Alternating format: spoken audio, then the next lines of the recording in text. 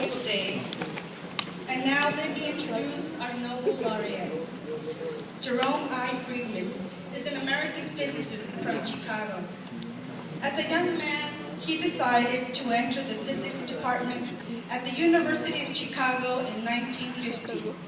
In 1953, he received his master's degree, and in 1956, his PhD.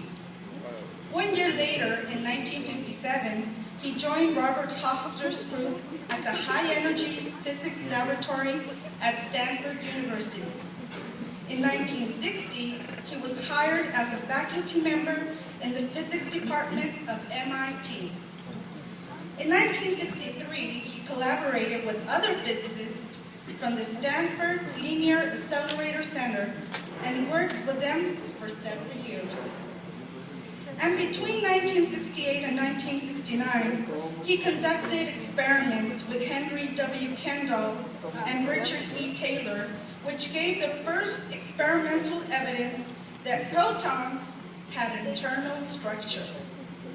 For this, later on, they shared the 1990 Nobel Prize in Physics. In 1980, he became director of the Laboratory for Nuclear Science at MIT and served as head of the physics department. And over the years, he has served on a number of program and scientific policy advisory committees. He's been a member of the board of the University Research Association and member of the High Energy Advisory Panel for the Department of Energy.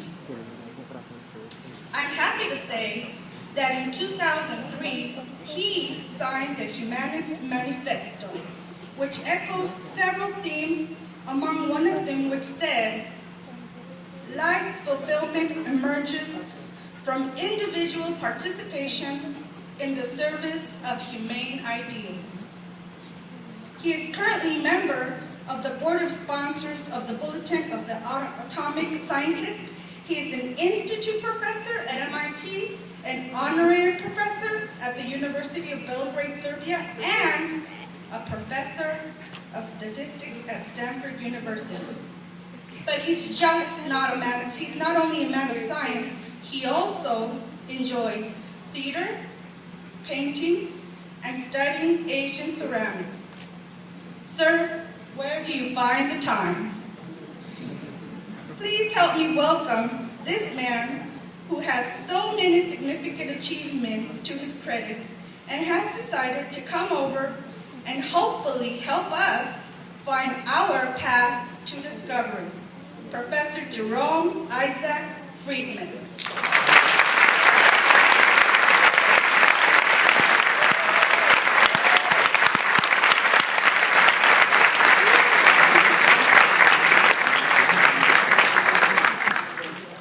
Thank you, everybody. It's really a great pleasure to be here, and I thank you for your warm welcome and giving me this opportunity to talk to you. What I want to do is sort of describe how I sort of got my path into physics and into some general research programs. And perhaps you can take away some of the lessons that I learned, which may be helpful to you. First of all, I grew up in Chicago during the Great Depression. My parents were very poor. My father could barely make a living, but nevertheless, we were able to lead a reasonable life. As a young child, I enjoyed painting and drawing, and I spent many hours a day doing that when I went to school. And my parents encouraged me to do that. My parents were immigrants. They had no formal education.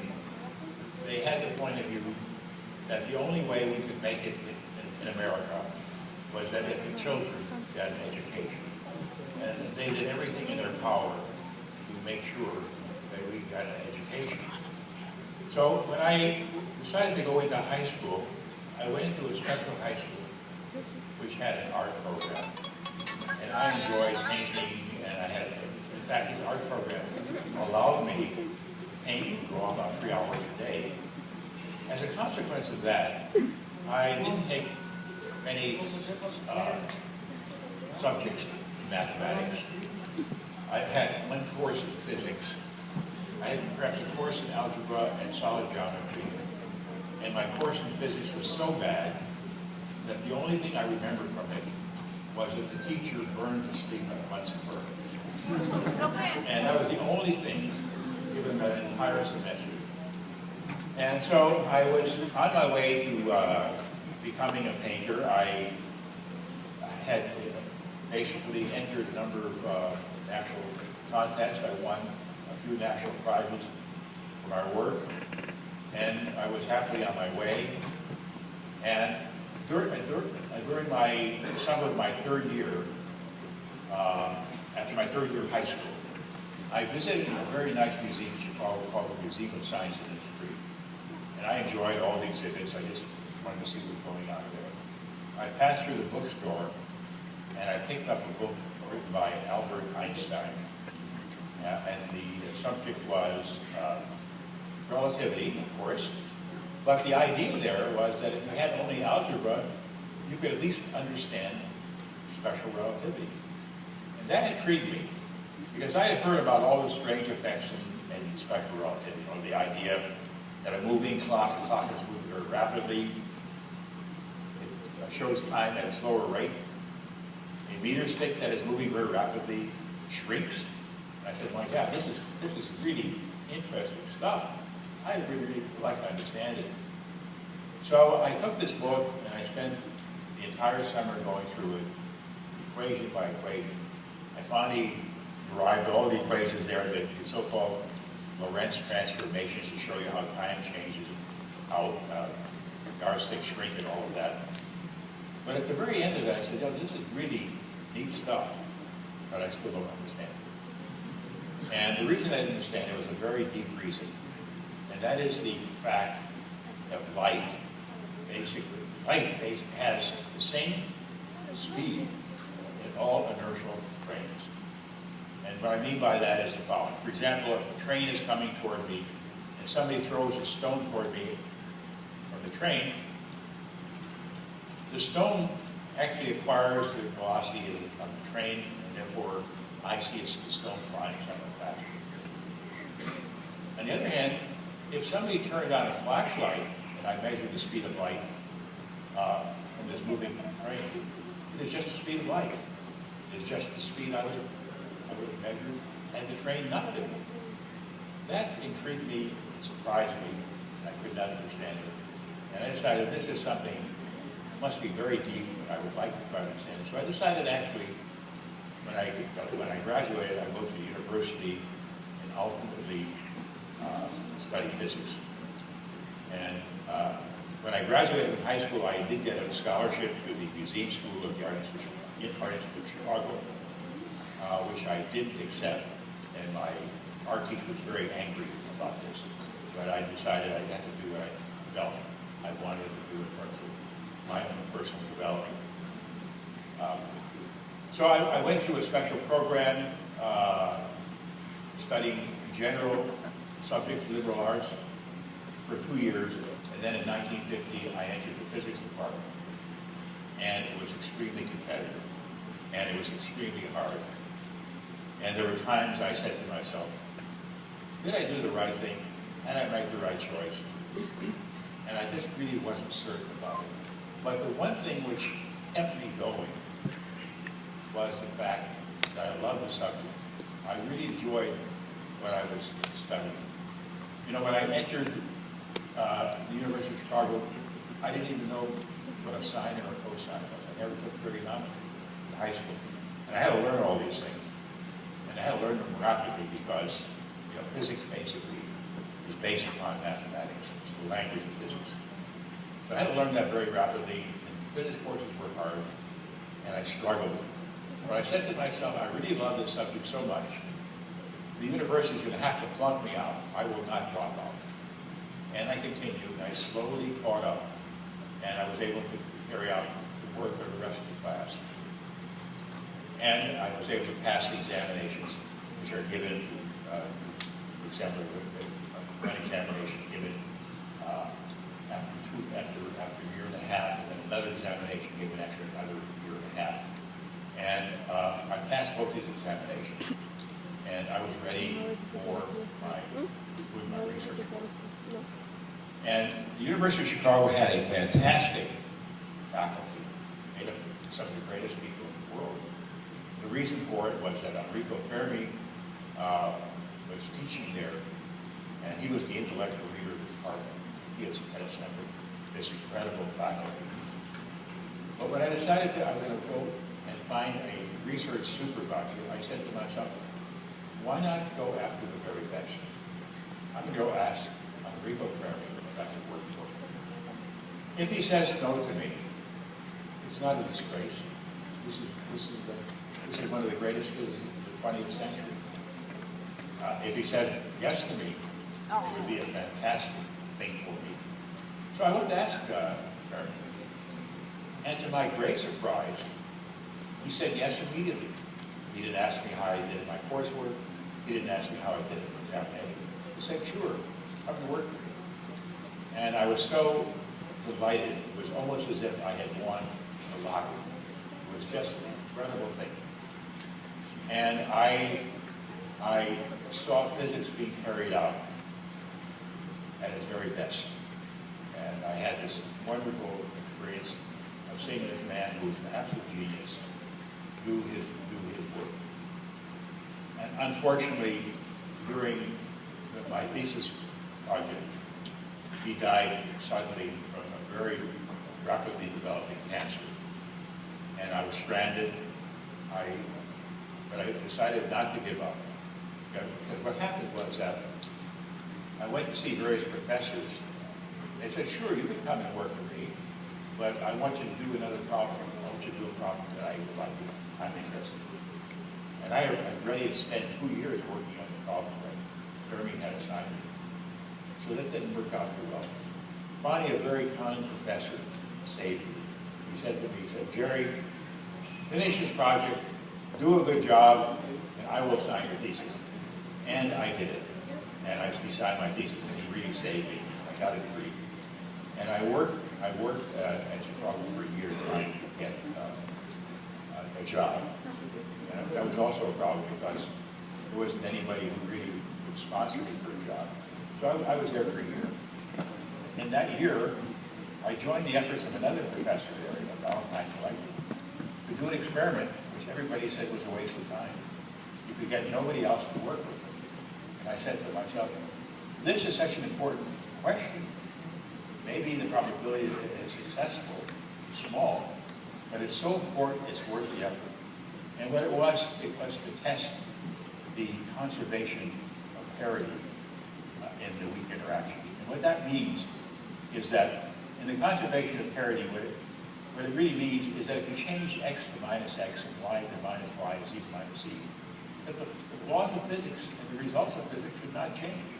Makes a lot of sense, right?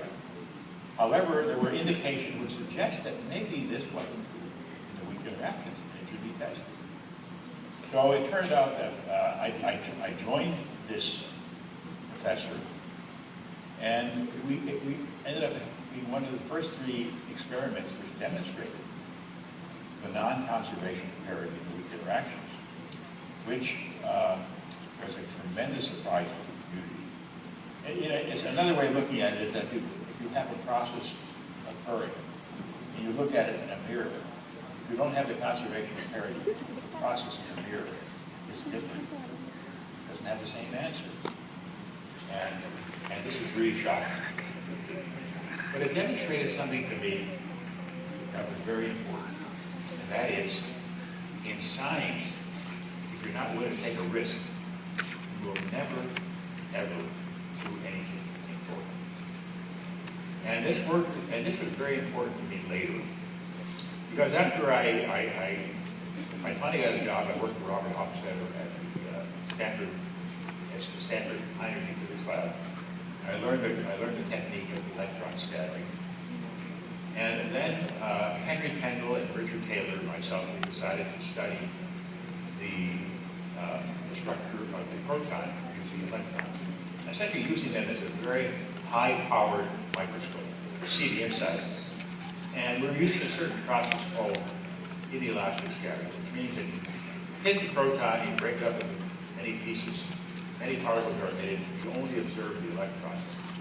And when this proposal was made to the program committee, which has to approve of experiments at the Stanford Linear Accelerator, which was a linear accelerator, was a 20 billion electron volt machine, which was the most powerful electron accelerator in the world at the time. The program committee said this was an absolute waste of time. And we had to promise to do something else instead. But we would measure this process as a backdrop to those measurements.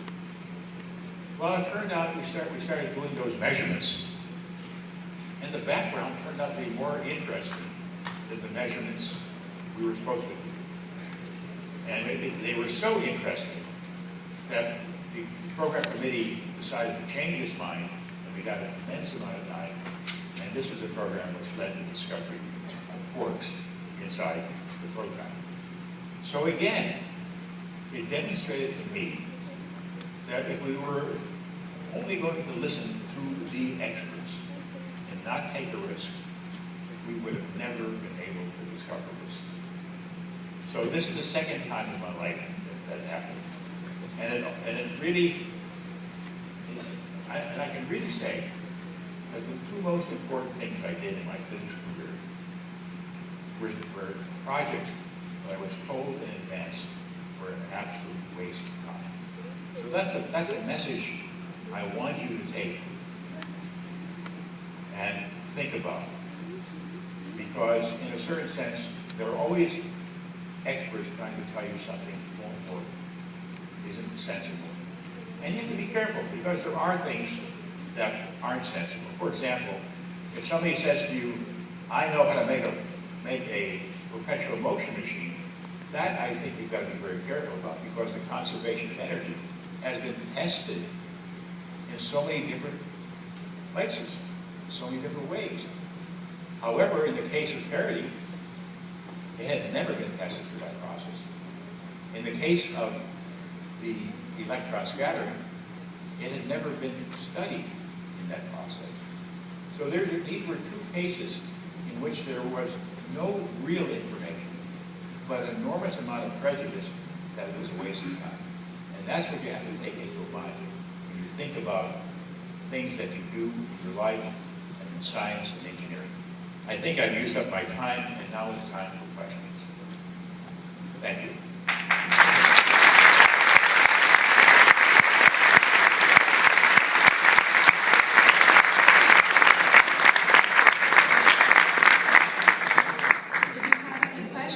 Mr. Friedman, you can come forward to either the first or the second microphone.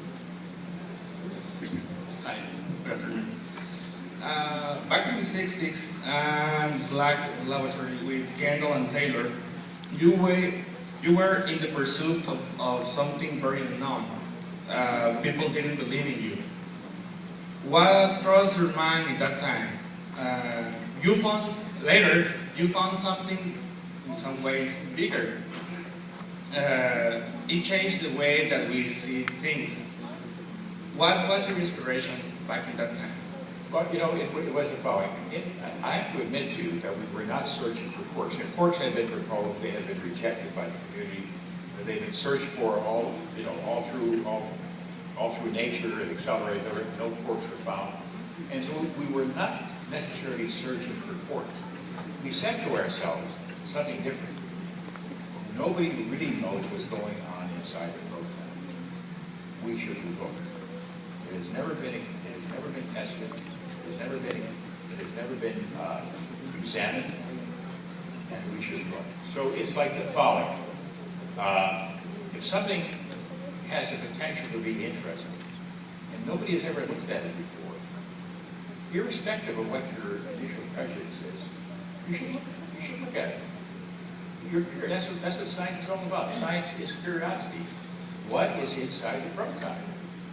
How does it work? That's what motivates us. Thank you.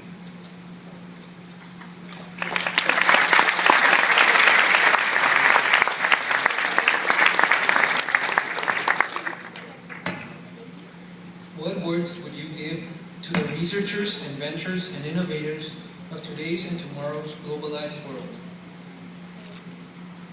Well, first of all, it's very hard to give advice. There's so much advice that one could give. I'm not sure I'm capable of giving all that good advice. But what I'm trying to, I would say the following. First thing is keep an open mind. Push to levels that you think you can't necessarily be assured will work. What I'm trying to say is that in all walks of life, if you're trying to ever accomplish something, and if you stay too safe in what you're doing, yes, you'll actually develop this, you'll develop that, and make it a little better, but you won't find anything radically new and radically change whatever technology you're using. So I would say, keep an open mind and be willing to take some risks, because I think that's very important. To me, that's the most important thing.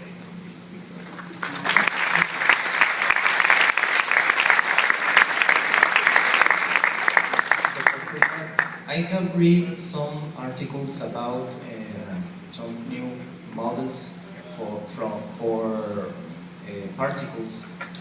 Some of them talk about certain shape for fundamental particles, like a toroid or donut.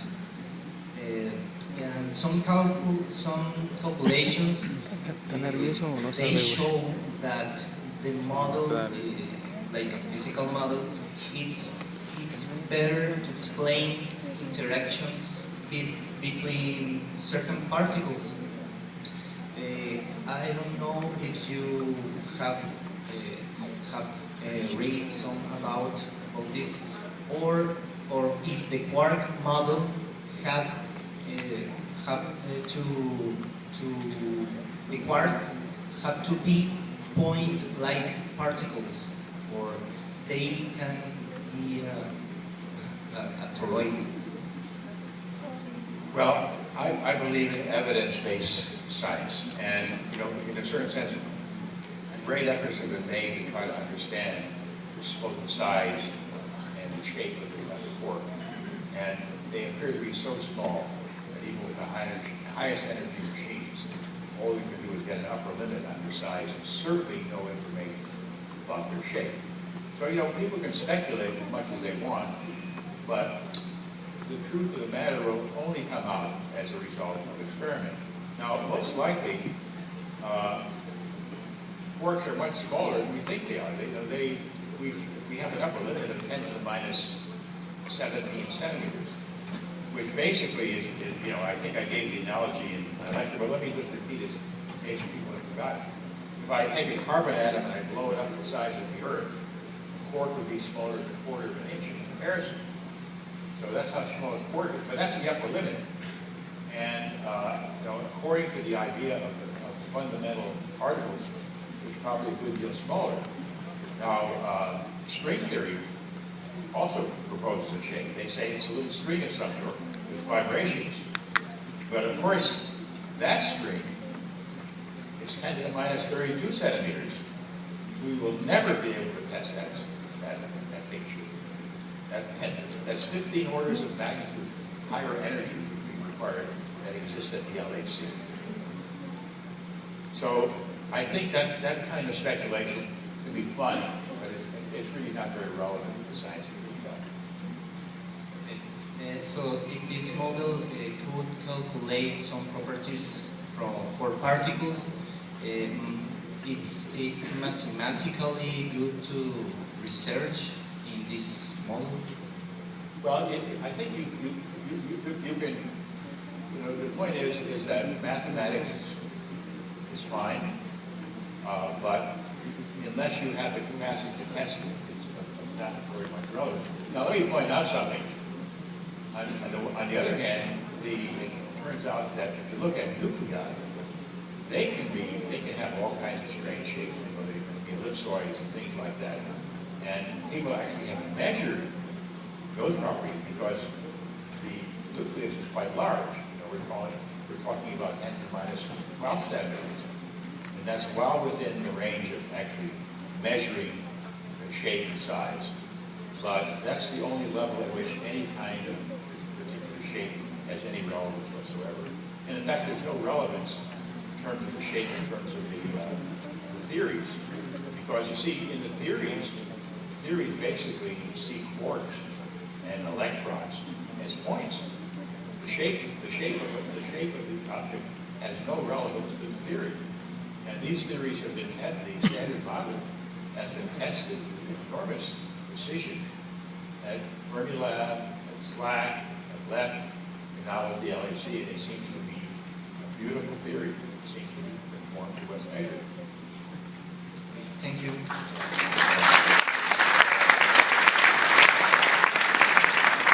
Good afternoon.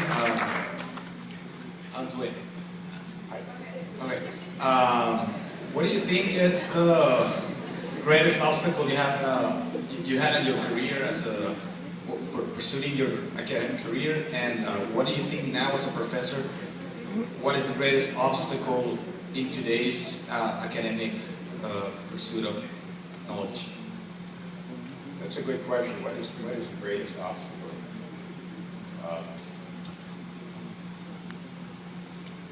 You know, I really, at this point, I can't define it. But I think if I had to talk about today, because actually I grew up in a period in which there was lots of research money available, and if one had a good idea, one could get the backing to do the research. So I grew up in a very, very fortunate time. And so I don't know that I can really point to any obstacle that I find particularly important. I mean, you know, obviously there are all kinds of difficulties of all sorts whenever you do anything. But as a major obstacle, I can't think of one. But I think a major obstacle today is the fact that I don't think enough money is being invested in scientific research by national governments all over the world. And sometimes what happens is that young people get good ideas and they're not able to carry them out because of a lack of funding. And I think the other thing that one has to realize is that the character of science is changing enormously. And one also has to learn how to work in big teams. When I started doing my work, an experiment involved maybe 1 or 2 people, 3 people. I even did one experiment all by myself, accelerated experiment, believe it or not. And when we finally did the deep elastic scattering, which discovered quarks, we had I think 26 people involved over something like 7 years, only about 8 or 9 at any particular time. And most of them are graduate students. And so we had small groups, but now the groups are very large. And you have to learn how to work in groups. So that can be, it's not an obstacle, but it's something you have to develop as an ability to basically be able to cooperate and work as a team member.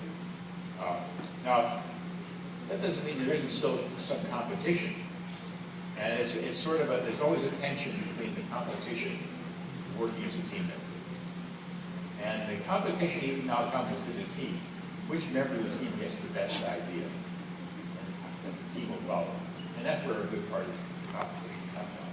But once you get a good idea, you get together and you work on it. And the reason it happens is because the projects are so large, the instrumentation is so complex, there is no 1 or 2 people who can do it. You need large teams to do it. It's like, very often like industrial projects. You go to some industrial lab, and you have a complicated project, you have a team, and they have to work together to make it work. That's also occurring in science today, at least in energy physics, and I suspect in other areas. Thank you so much.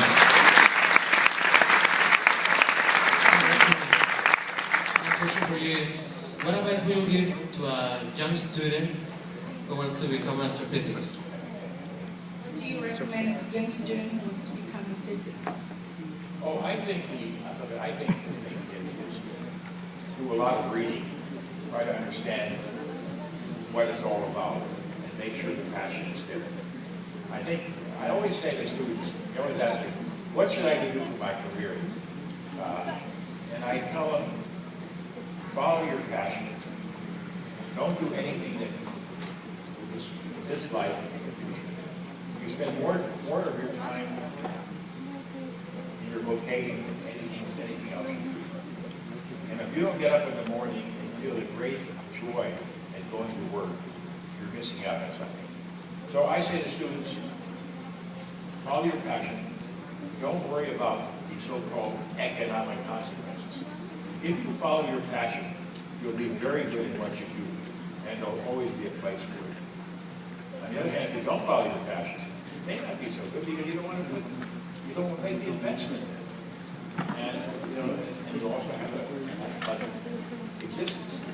So for young people who want to pursue physics, I think it's important to do a lot of reading, understand that they really are wanting to do it, and try to think about what areas of physics they would be passionate about.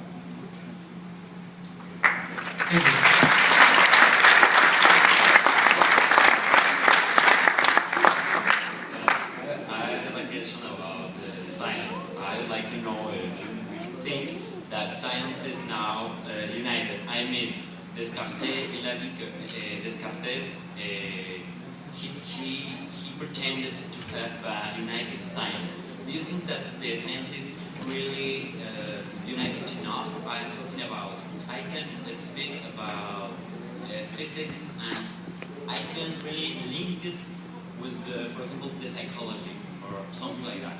Well, you mean interdisciplinary work, how to relate the sciences to one another? Yeah, work in the different areas of the science working together. Do you think that they're working together right now? Oh yes, it's starting to be very prominent. I mean, for example, I'm helping develop a new university in Okinawa, which has just opened up. And it's a graduate research university, and the whole idea is to develop a structure to encourage and nurture interdisciplinary work. And we have physicists and mathematicians there,